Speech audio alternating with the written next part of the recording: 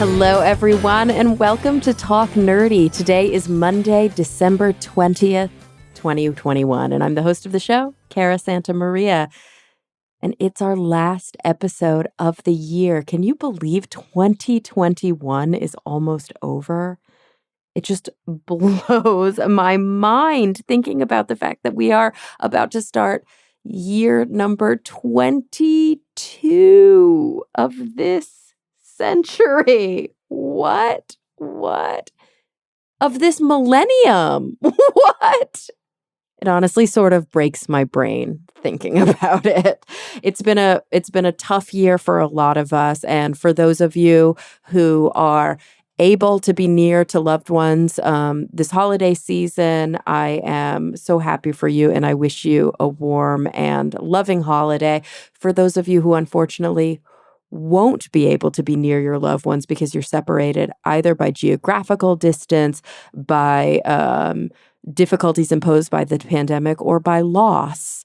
I do hope that you find peace during this holiday and that you are able to surround yourself with the things that you love, hopefully with some of the people with whom you have a good relationship, and you're not alone. You're not alone. I know the holidays can be a time of joy for many and a time of great suffering. And so I just want to let you know that I am thinking about you.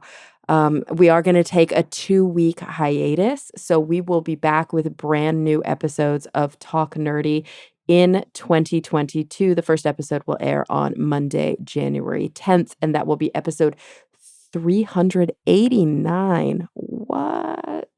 Mind continues to be blown. Before we dive into this week's episode, I do want to give just like a big, warm holiday shout out to those of you who make Talk Nerdy possible. I know I say it so much that sometimes I feel like it loses its meaning, so I've got to really break it down. You know, it's just become something I say, but it's something that I really feel deep in my heart. Talk Nerdy is and will always be, and has always been since the beginning, 100% free to download. It's important to me that this is a free service that's provided for anybody who wants to listen and learn and expand their horizons. But it's not free to produce. It requires work. It requires that I pay the editors. It requires that I pay my incredible assistant. And it requires that I take a significant amount of time out of my academic career working on my PhD and out of the other various jobs that I do in order to spend the time that's needed on this show. And so, yeah, the sort of financial model of the podcast is that I sell advertisements and I rely heavily on support from listeners just like you. I have a tiered system using Patreon. If you want to learn more, you can visit patreon.com/talknerdy and learn about all the tiers and what's included. But as low as $2, you can get access to an ad-free episode. But so many of you, out of the goodness of your hearts and just your intense generosity, contribute so much more than that to the show. So I want to give just a really, really heartfelt shout out this week to the top contributors to Talk Nerdy, starting with the 3 coolest people in the universe. They include Daniel Lang, Mary Neva, and Rob Schreck. And following that, the coolest people in the galaxy, including Brian Holden, Christopher Pitts, David J.E. Smith, Dudas Infinitas, Frederick Fast Markison, Gabriel F. Jaramillo Gonzalez, June Sapara, Leonard Prince, and Ulrika Hagman. And of course, beyond that, there are so many cool people in the solar system, and there are so many cool people on the planet. Oh my gosh, thank you all from the very, very bottom of my holiday heart. It really does mean a lot, and you guys make this whole thing possible. All right, enough gushing. Let's get into the episode. So I had the wonderful opportunity this week to sit down remotely, of course, with Dr. Stella Kafka. Now, she's the Chief Executive Officer and Director of the AAVSO, which is the American Association of Variable Star Observers. The AAVSO is an international nonprofit organization of You guessed it, variable star observers, whose mission is to enable anyone, anywhere to participate in scientific discovery through variable star astronomy. We talk all about what that means, how you can get involved, and why it really matters. So stay tuned because here she is, Dr. Stella Kafka. Well, Stella, thank you so much for joining me today. It's actually a privilege. Thank you for having me. I'm so excited to talk. It's been a while since we've gone astro on the show, which is funny because I feel like sometimes it clusters where I have a lot of astronomy episodes together. But this year has been astronomy light, so I'm really excited to kind of end the year. You're actually my last episode of 2021. Oh, cool.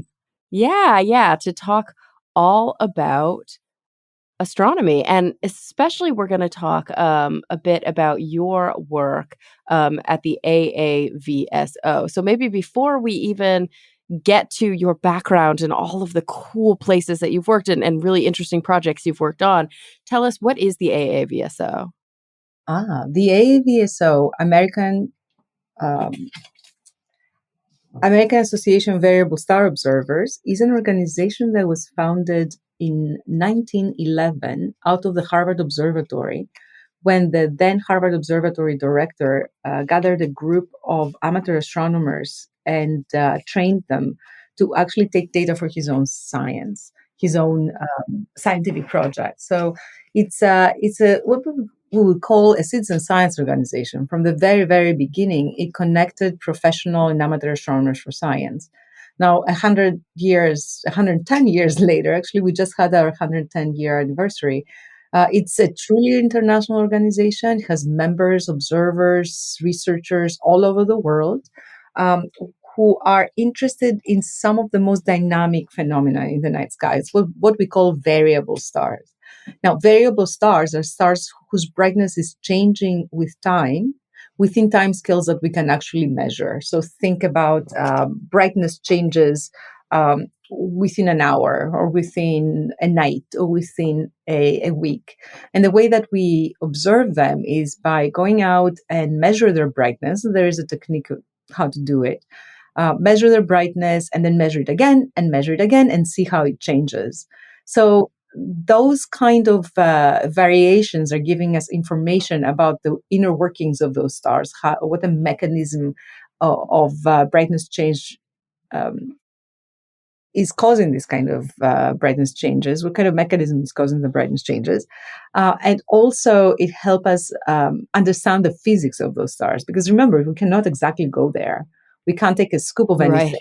We Yeah. can't exactly take pictures near close by. So all we do is analyze their light, and in this case, brightness changes. So that is pretty much at the very heart of this organization, to actually train and connect non-professional astronomers with professional astronomers for this kind of data acquisition and for scientific projects that result from those data sets. So being international means that we have a very diverse community. This means people with different needs, different priorities, different interests, different professional preparation, different habits and cultural backgrounds that are united under the international umbrella of the AAVSO and international umbrella of astronomy. Astronomy has no borders, right? So we have individuals who are interested in using variable star data for their research projects. We work a lot with educators and their students who want to introduce astronomy in the classroom. We collaborate with a very dedicated group of volunteers. And of course, we have our observers, those who acquire data using their telescopes or CCDs or DSLR cameras or even the binoculars, and share this information with a wider community through the AAVSO International Database.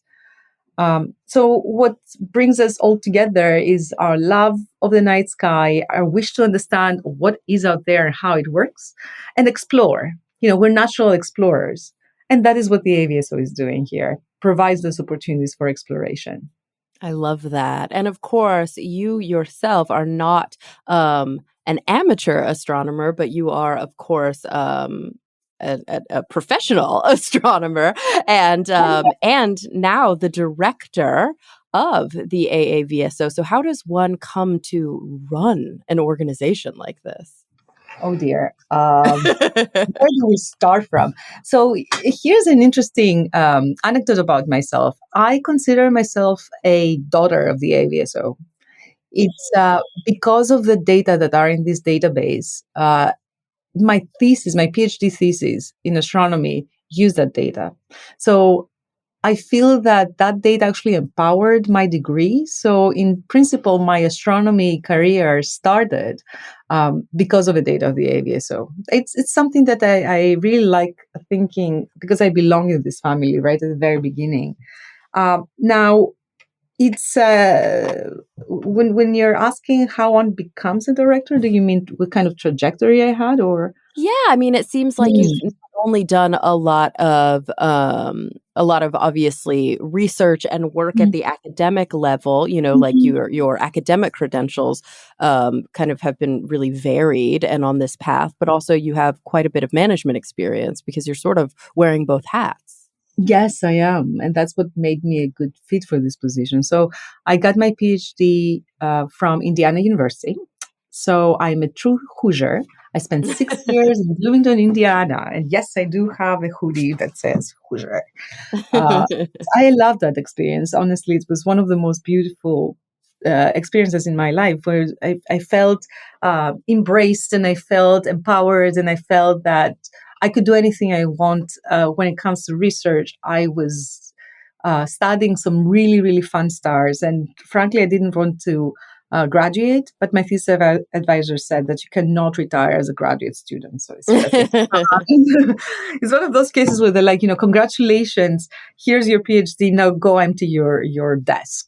It's kind of existential crisis. You don't want me anymore. But from there, I went to Chile at the Cerro Tololo Inter-American Observatory, where I was a sites director for the REU program, Research Experiences for Undergraduates program that the observatory was running, and a parallel program for Chilean students. So, and I was doing my own research. So I had a fellowship there. And from there, I went to Caltech at the Infrared Processing and Analysis Center, working with satellite data. So I was working on the same stars that I was interested in, but looking at them through different goggles. Um, from there, I got a fellowship from the NASA Astrobiology Institute, which I took at the Carnegie Institution of Washington in Washington, D.C. And that was a very interesting project. Pretty much, I was studying how the activity, magnetic activity, flares, imagine those kind of phenomena, change in stars that can host planets, and how that kind of activity affects habitability of the planets. It was really cool thinking about it. Anyway, so I spent 3 years in DC, and from there, actually, I decided to try something new, something crazy. And sometimes, you have to do that with your career. And I went to the American Institute of Physics, where I joined their publishing group, and I was working on scientific journals. Um, it's a completely different world out there when it comes to publishing manuscripts for scientists. And actually, I had the opportunity to work on a new journal and launch a new journal on material sciences and get to know that community as well.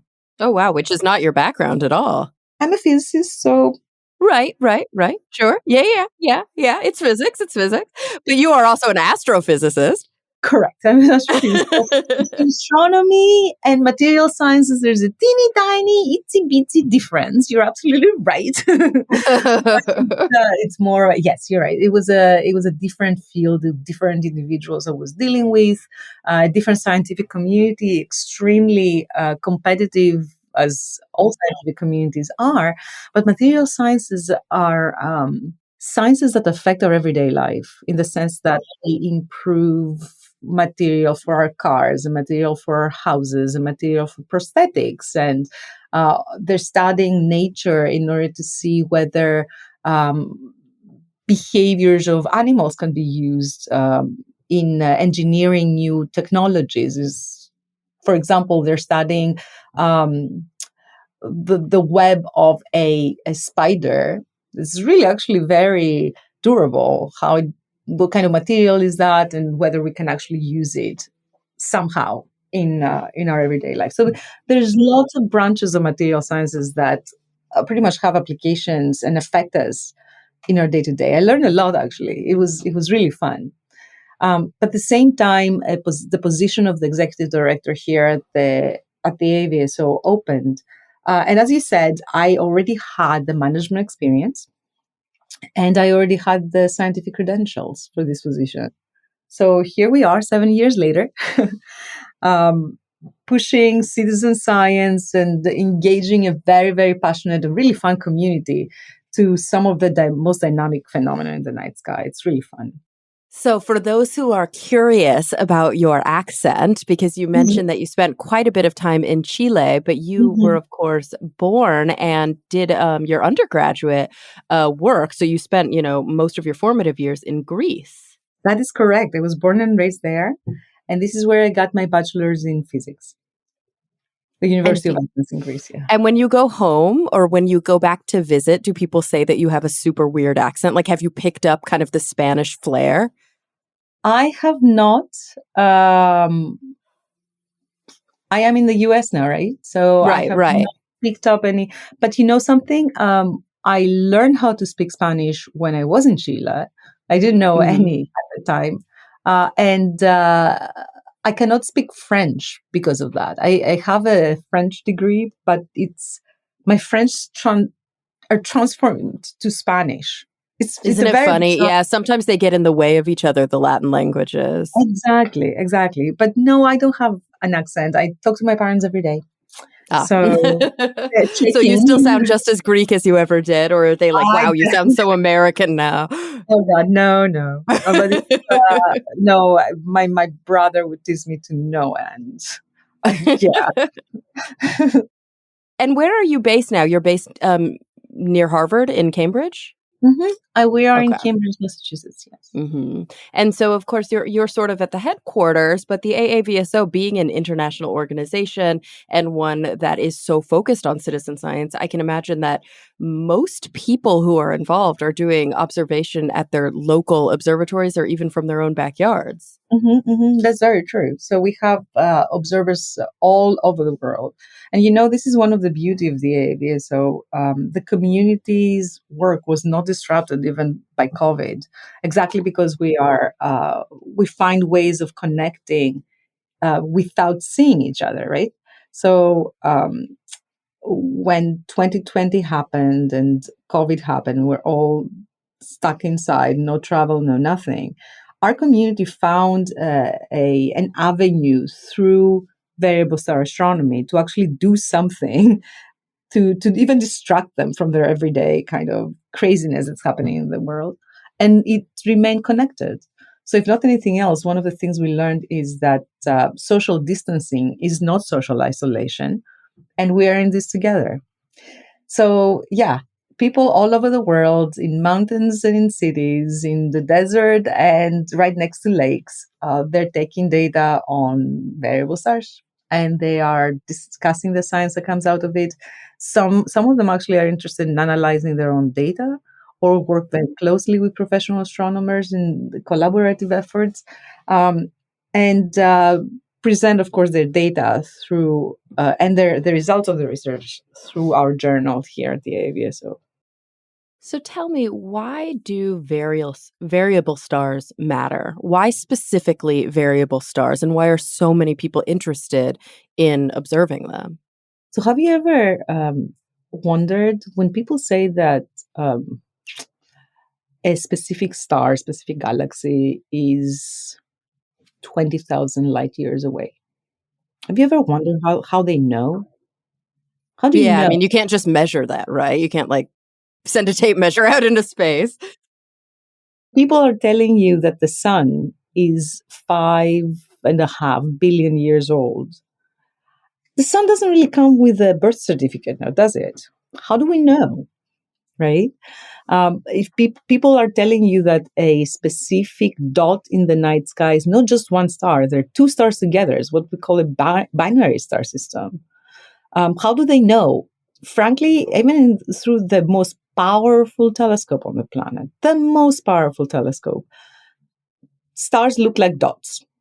I'm sorry if I'm ruining it for Yeah, I you. remember that when I took one astronomy course. My background is neuroscience and psychology. So even though I did so much science, it was in a completely different direction at university. I took one astronomy course as part of my undergraduate training, and I chose stellar astronomy as opposed to planetary. And I remember going to the observatory for lab and Mhm. thinking, wow, they look the same. Like the only time something looked different through the telescope was when it happened to be a binary system. And you're like, whoa, there's two. Naked eye, there's one. In the telescope, it's two. But really, you look through the telescope and you're like, still just a little dot. Mhm. And the binary system where you could see the two components are very rare. Most of the binary Yeah, systems we're studying are right, but at the same time, even when we're talking about fundamental properties of stars, how do we know stellar radii? How do we know masses? How do we know ages? How do we know temperatures and magnetic fields? How do we know habitability, whether they can actually host planets? And even then, how do we know that they have planets? right. All this is happening through stellar variabilities, through Because you measuring. can't tell just by looking. You not only can't tell just by looking, but sometimes you really need to collect a lot of data in order to actually assess some of those properties. So that is the big value of variable stars that makes them a science that is imperative for our understanding, and from there of the universe, right? And from there, we're wondering whether the universe is expanding, collapsing, or doing whatever, and we're using variable stars for that as well, supernovae. So pretty much the dynamic universe is our source of information for most of the things that we know and most of the things that we're hoping to find out. So yeah, that's why we're studying variable stars. So tell me, here's the more probably difficult question, or at least difficult to explain for an audience who maybe never took, an advanced astronomy course. Mhm. How does observing a change in a star's brightness tell you how far away it is? Tell you whether or not it's, potentially has habitable planets? Tell you how old the star is?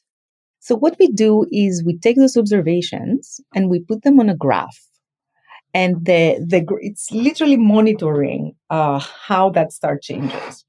And at the end of the day, when you collect enough of those observations, and the graph is pretty much brightness change on the vertical axis with time. So it's very similar to actually measuring the changes of the height of a child, right? Right, right. With time, so you're just marking on the graph that last year this time it's 3 feet high, and then 4 and 5, etc., as things move forward. This the same thing that's happening with stars. So you measure the variability one night, say you mark how bright it is that night. Then you go out the next night and you measure it again, and that has changed.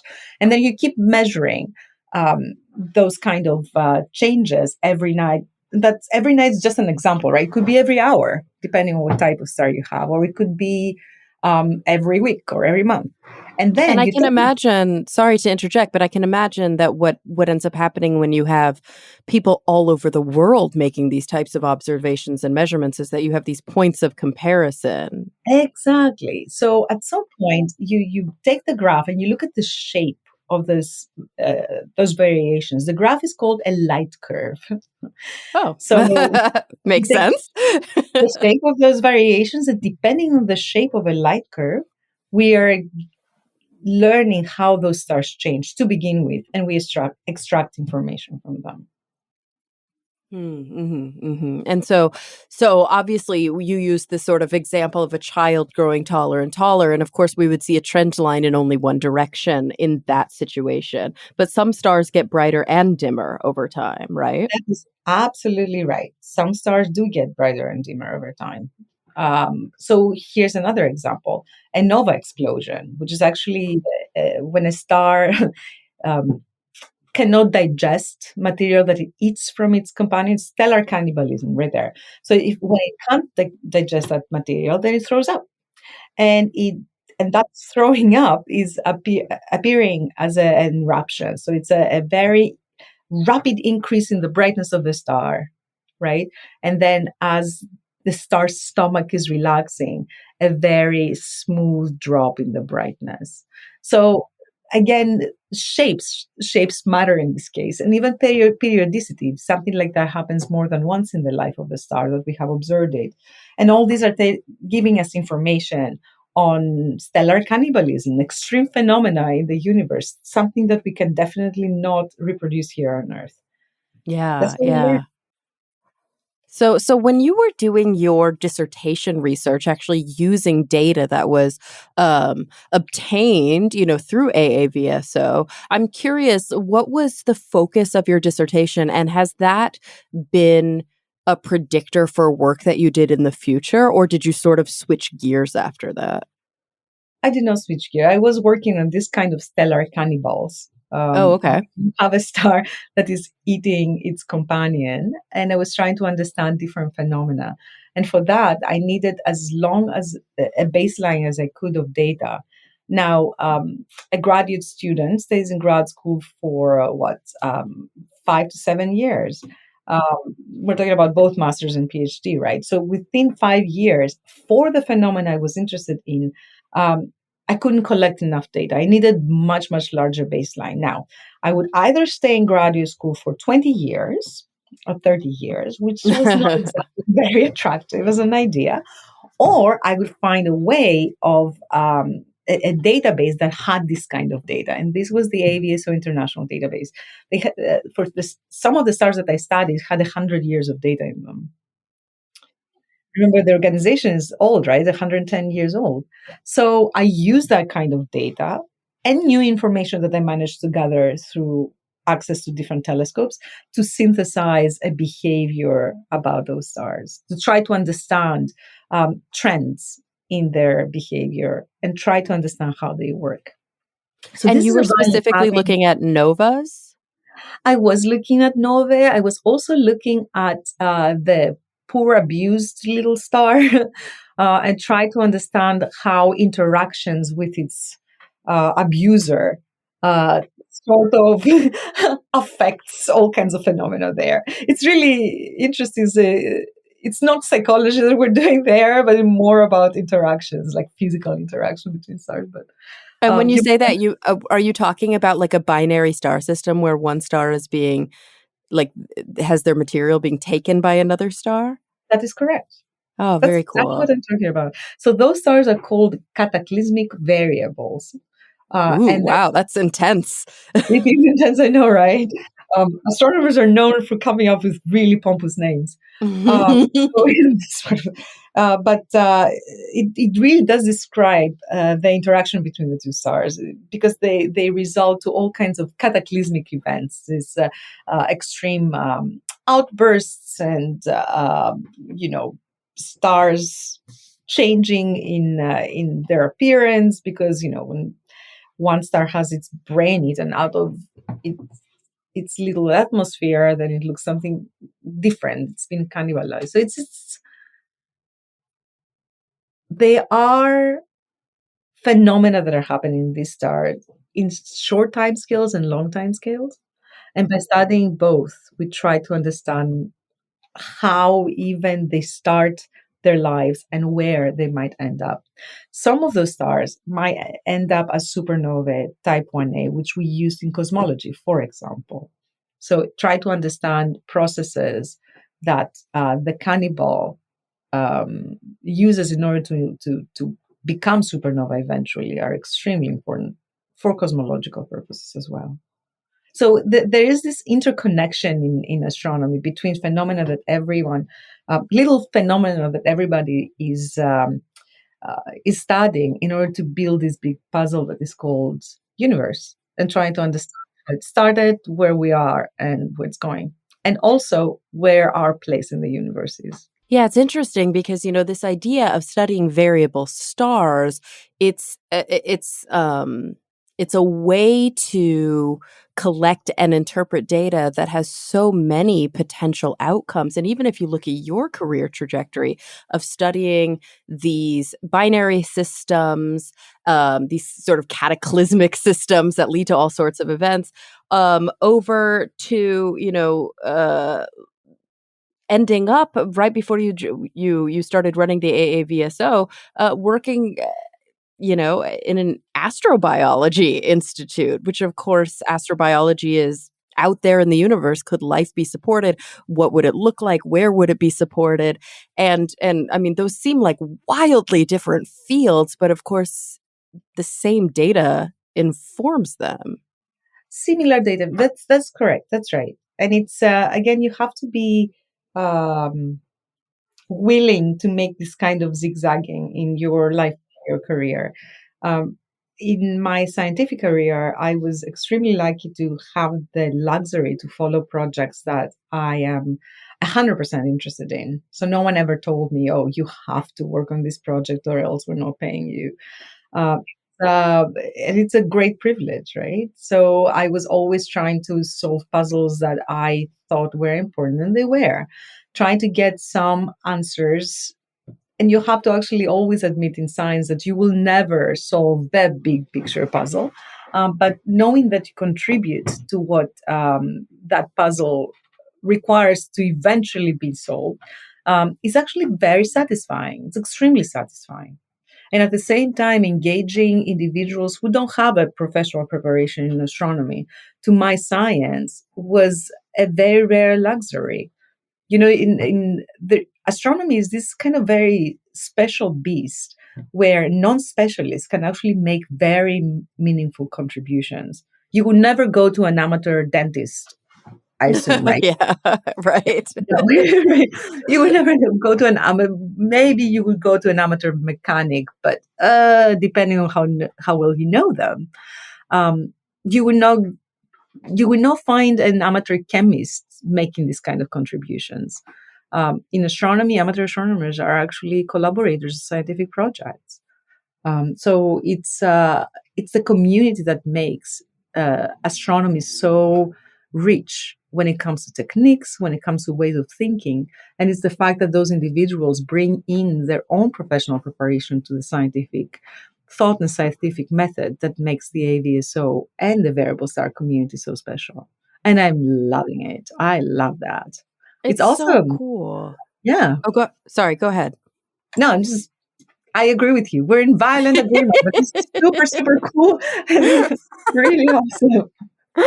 I was actually going to say that it's so cool that not only is there like obviously the citizen science component is fundamental, right? It's the heartbeat of the work, but also there is a strong science communication component, and how rare in a career, especially a very academic career, which I do think we're starting to see a turn. We're starting to see more positions that are specifically made for SciComm, more professors and more departments supporting SciComm work amongst their graduate students and amongst their faculty. But historically, it's been quite rare. It's sort of been looked at as like a weird side project that, well, it better not take time away from the lab, you know? And Yeah. so, how cool that not only is there this strong citizen science component, but there's also this strong science communication component to your work where you get to really engage and take time talking about the universe with people who aren't academics. I think it's essential actually, because the bottom line is that as scientists, we have this privilege of uh, exploring the universe, but we also have the obligation to tell those who are paying for our salaries what we find. Right? So if you think about it, the AVSO is a private organization, but most academic positions, or actually all of them, are publicly funded. Right? Professors at universities are funded by state money or whatever money. I'm not really sure about their business model. So, and as scientists, we cannot keep asking for money for telescopes and space missions, etc., without giving something back. We are not entitled. We need to understand a little bit more consciously that part of our job is to be accountable, to tell people how that money is being spent. And without communication, this is pretty much um, the whole science field becomes just a very exclusive club. I know what you're talking about. When I was in graduate school, or when I was much younger, we would go to conferences, and even presentations of science would be so dry that it was boring. It was really boring. I mean, because you're presenting scientific facts, you don't have to make your presentation like sheet after sheet of equations, for example. So I think that scientists have become more comfortable with communicating lately and much better at sharing results in a way that people, uh, non-specialists, can actually understand them, and with each other as well. Because yes, I am working on variable stars, but I'm not working on um, galactic dynamics, which is a different field of astronomy, right? Or I don't work on our own solar system stuff. Right, so Uh, you have a shared language with other astronomers because studied the same things, the same background stuff in school, but ultimately, they need to be able to communicate to you beyond that shared language because you're not aware of the work that they're doing necessarily. exactly, exactly. And I don't necessarily use their jargon in my work. Exactly, So, yeah. so yeah, it's not just science communications that professional astronomers have become much better at communicating themselves I love with, that. yeah, the general It's public. so important, and I think speaking to this sort of broader cosmic, I guess, no pun intended, but view of sort of the big whys and the communication of sort of the purpose. One of the things I long grapple with. I study. My background is neuroscience, and then I did psychom for 15 years outside of academia, and then I did a career change recently, went back to school, and I'm finally towards the end. I'm finally a candidate, working on my PhD in clinical psychology. And one of the things that you find psychology trainees and academic psychologists grappling with is like, what is the purpose of therapy? Why do we do it? And what's the ultimate hope to get out of engaging in therapy? And it's, you would think there would be a simple answer, but really it's, practitioner to practitioner and patient to patient or client to client. It's vastly different. And I see the same thing when I talk to philosophers and when I talk to astronomers, is sort of like, what makes you tick? Like, why do you study the cosmos, and how does that translate to your place, to you as a human being living here on this rock in the larger universe? But see that astronomy is providing this kind of perspective. And because it provides this kind of perspective, or what kind of scales or time scales, or even where we are in the universe, um, astronomers, I think, have a sense of humility in general. At least astronomy should be teaching us humility. Because just think about it, we're going to live on this little rock around kind of a common star. The sun is not anything special. That has been around for like 5.5 billion years. And what, we're going to live for 100 years? Yay! Look at me, I'm Yeah, important. It's, right. it's one of those things, right? So I hope that if not anything else, astronomers do take that step back and recognize where we all belong and are able to communicate that. So when we're talking about not sweating the small stuff, I think that this is one of the reasons why um, people actually came up with this particular expression, because the bottom line is that the 100 years in our lives, it's not a very big time period. We better enjoy it.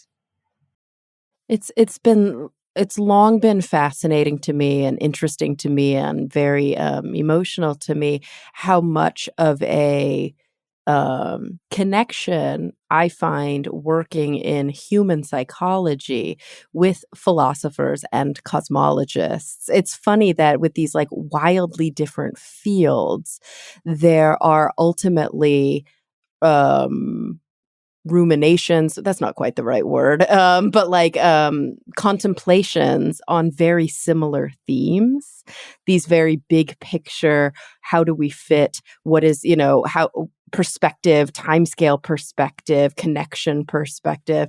And I've long thought it was interesting that astronauts, cosmonauts, individuals, so depending on the country that they come from, who have Mhm. had the opportunity to actually observe Earth from a different position, from, as they call it, the sort of cosmic perspective or the view from above, very often speak about a massive perspective shift that happens when Mhm. they see how small, how fleeting And this life is. vulnerable. Yeah, and vulnerable. Yes, And yes. yeah.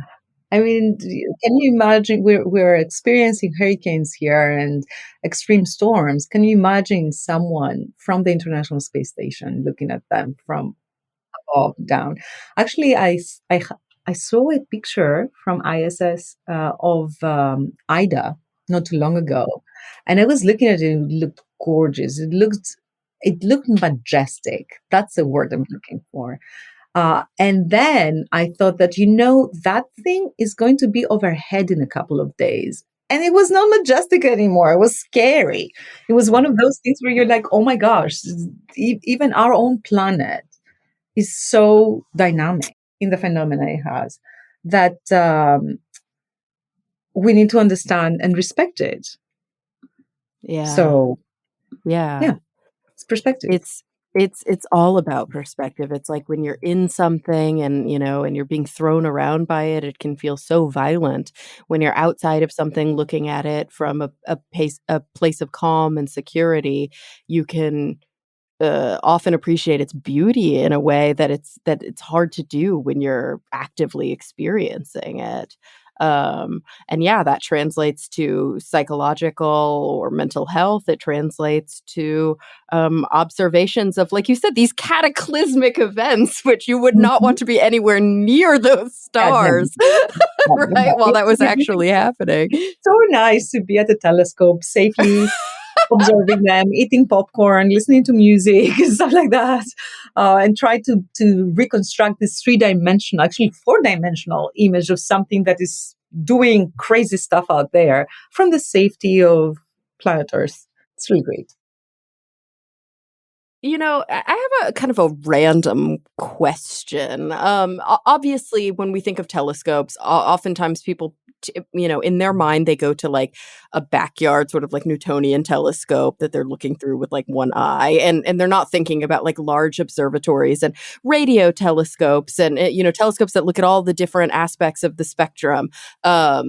And of course, most observatories, you're collecting data much beyond sort of the visible spectrum. But that said, go back to sort of your roots of standing 2 feet on the ground, looking into an eyepiece, and then, whatever it's connected to, being able to see a condensing of very far away things through a series of lenses.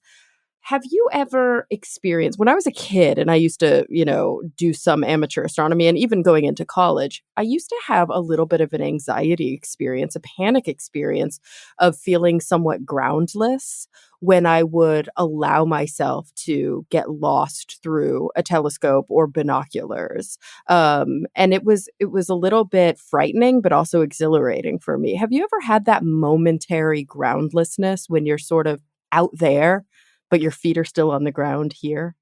No, no, I Mm. haven't, but I've had a different and similar experience, but Okay. different sort of outcome.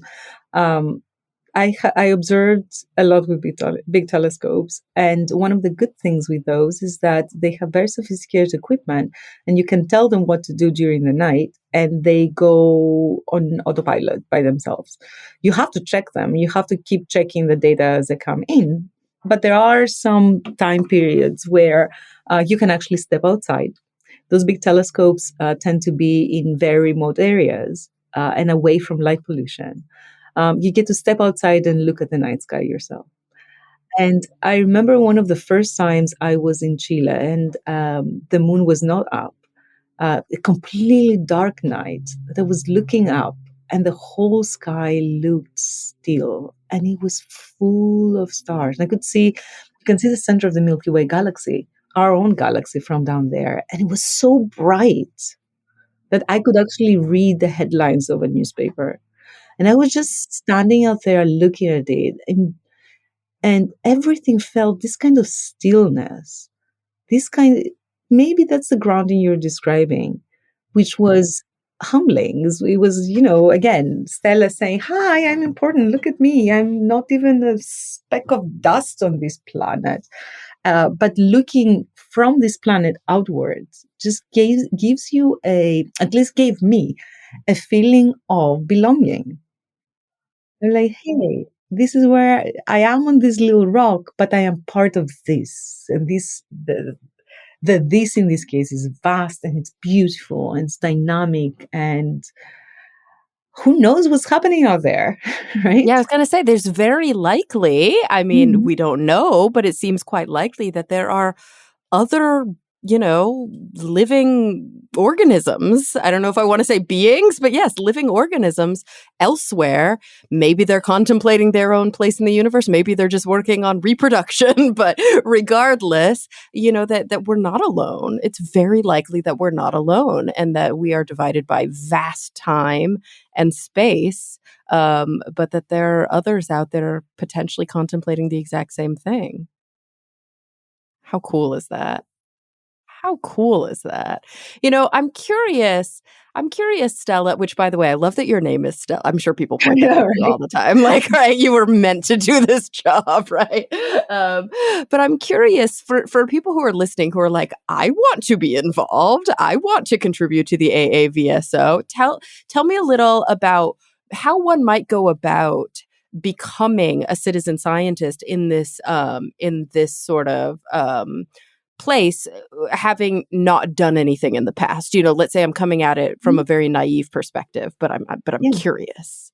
But this is what the AVSO's role is, to actually take you from nothing to even doing your own research project if you want to. We have a wealth of educational material, from manuals to online courses to webinars to workshops to mentors. We have a very active mentoring program.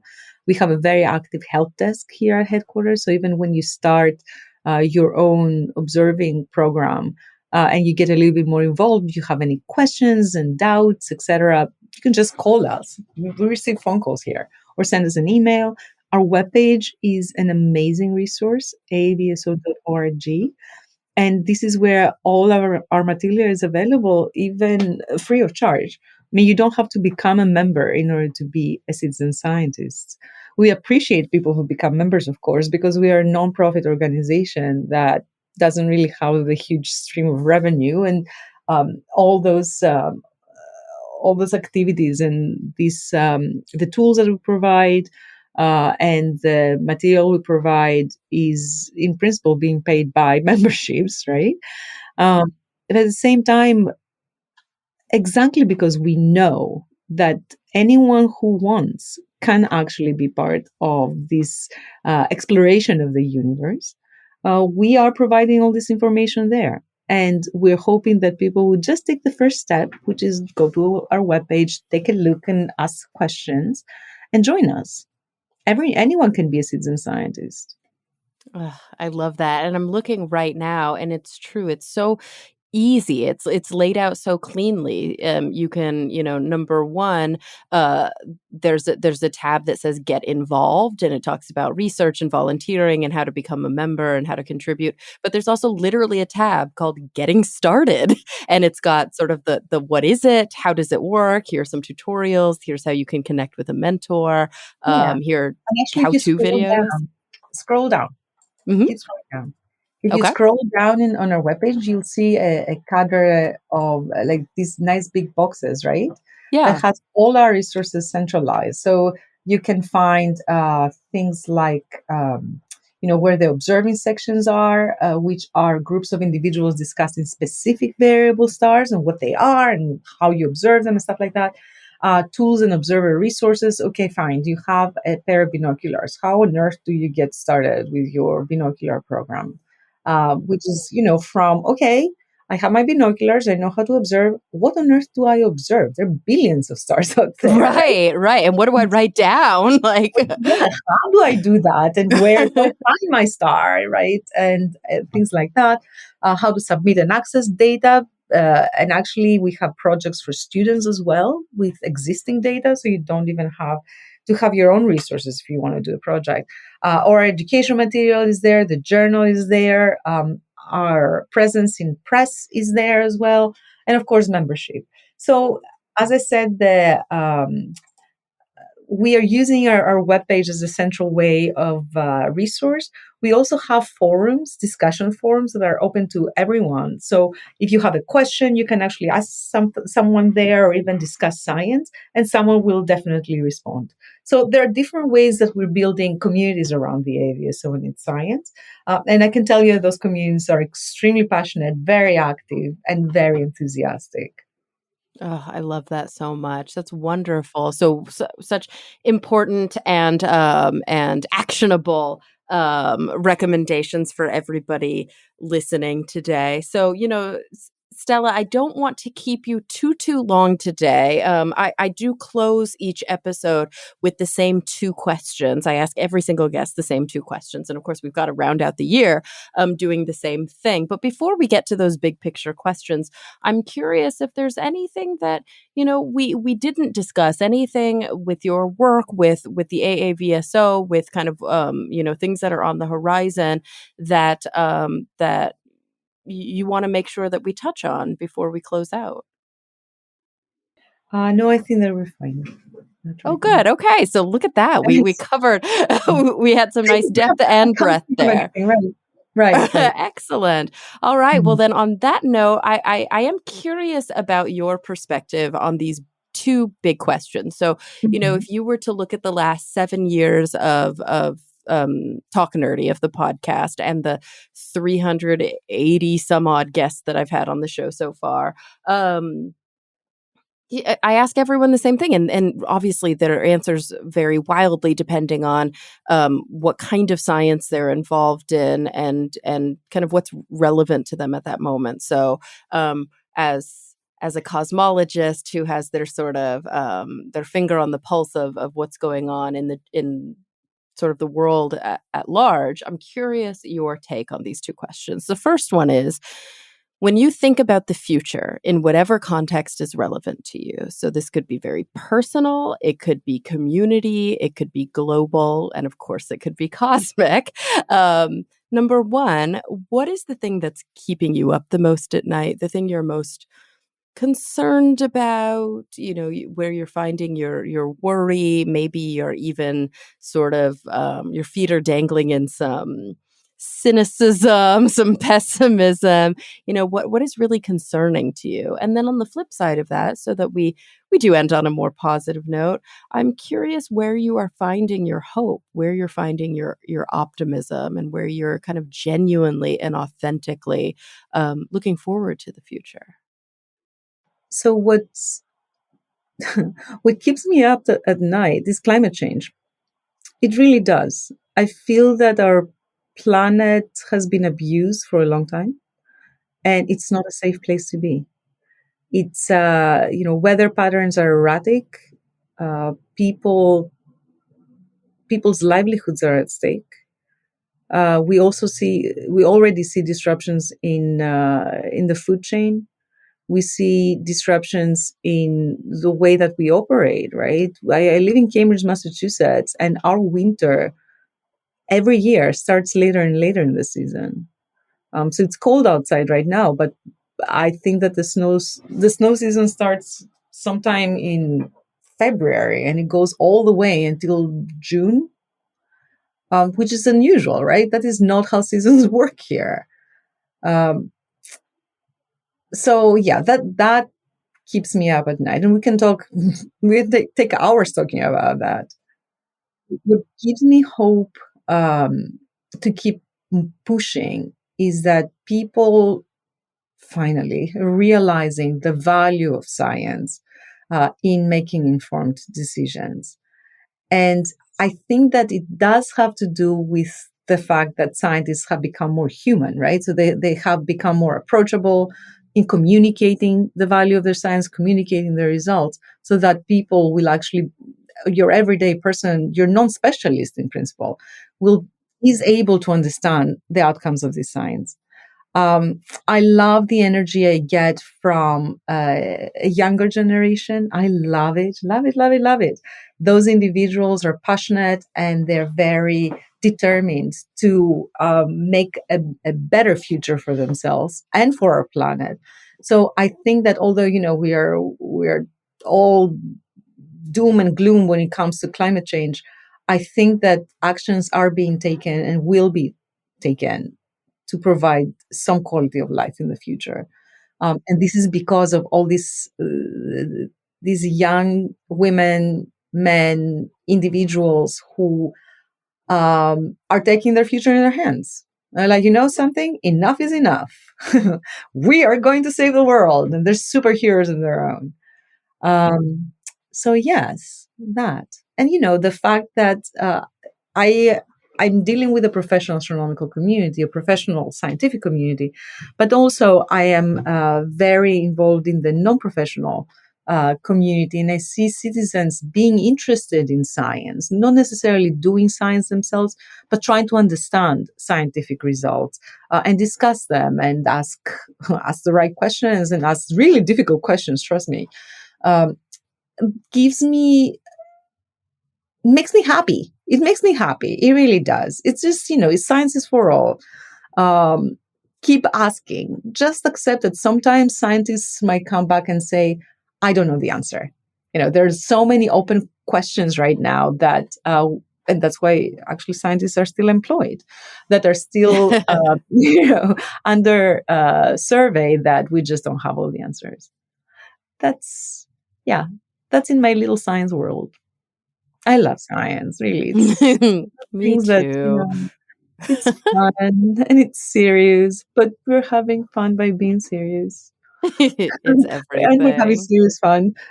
Stuff. Ugh. Well, gosh, Stella, thank you so much for taking the time with us to celebrate this wonderful science, to give some, actionable advice about how everyone can get involved, and to sort of round out 2021, Mm. and hopefully enter into the new year with some hope and some optimism and some excitement. Thank you so much for being here with us today. Thank you very much for having me here. I wish you a happy new year. And please stay safe. And same to you and to everybody listening. Happy holidays and happy 2022. We will be back with brand new episodes of Talk Nerdy starting on January 10th, 2022. I always take 2 weeks off for the holidays, for hiatus. So we will see you guys then. And until then, I'm looking forward to the next time we all get together to talk nerdy.